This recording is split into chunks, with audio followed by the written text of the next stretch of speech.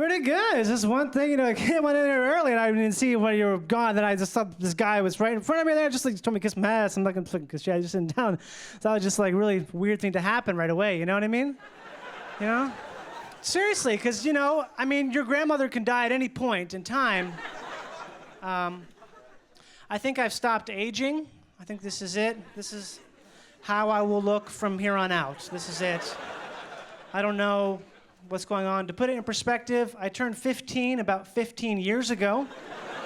So, yeah, I don't know. I'm at a loss. No idea.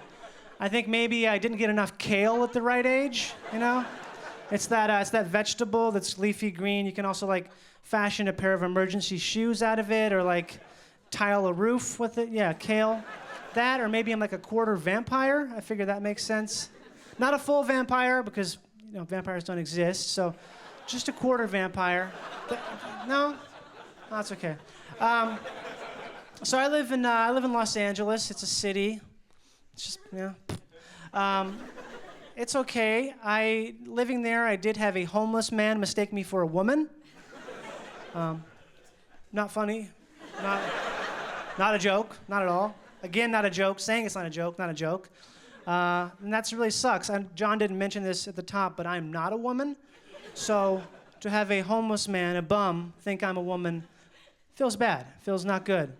The only thing worse than having a homeless person mistake you for a woman is the third time a homeless person mistakes you for a woman. Different guy, different day, still 100% visibility. 6 feet away, no mistaking. The first time it happens, you can kind of walk it off, be like, oh, he probably just smelled some perfume, wafting around the corner, figured it was coming from me. Pfft, I'm good. Penis and balls. Dah.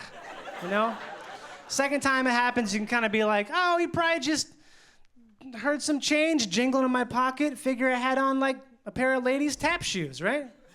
I'm good. Pituitary gland is just pfft. But the third time a bum mistakes you for a woman, you realize there's just something about this that looks like a vagina to people with no money. And there's nothing you can really do. So, it's a murder. So now I have something to combat that. It's called a mustache. Not a joke. So, people ask me if I'm growing a mustache. It's grown, okay? It's ready to go.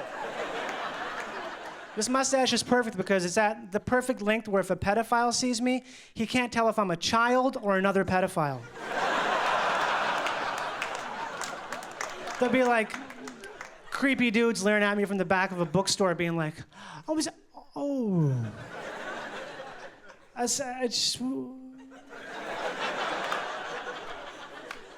It's not...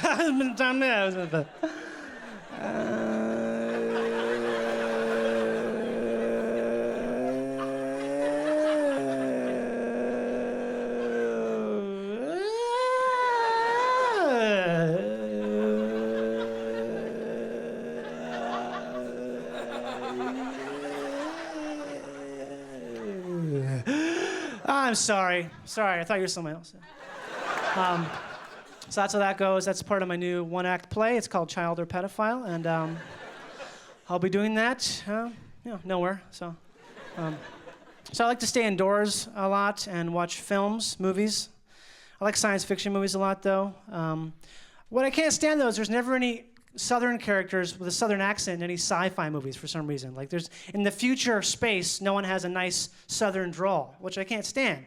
So just once I want to see a real stereotypical Southern lawyer holding court in some type of a Star Wars space cantina being like, pardon me for interjecting, gentlemen, but I cannot help but overhear them speaking about the star system of Shando Calibre. My word. As if there's any Vespian gas to be had in the star system of Shando Calibre. Now, I can say this with a verisimile of certitude as I happen to be visually present for the Protoss invasion some 9 moons ago. And I can tell you there isn't a lick of Vespian gas to be had in the star system of Shando Calibre. My word. I do believe there's an old Zergling saying that goes something to the effect of, It is a fool's lark, he who wishes to extrude Vespian gas from the star system of Shandor Calibre. My word, as if. I wouldn't even trade a cup, a mere tinklage of Vacrusian space sweet tea on the very idea, on the very notion as such of there being Vespian gas on Shandor Calibre. I'm a space lawyer.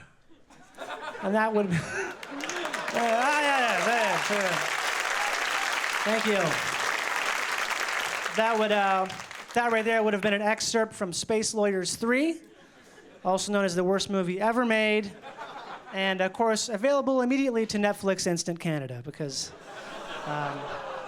if you don't want to watch it, it's available. Thanks everybody, good night.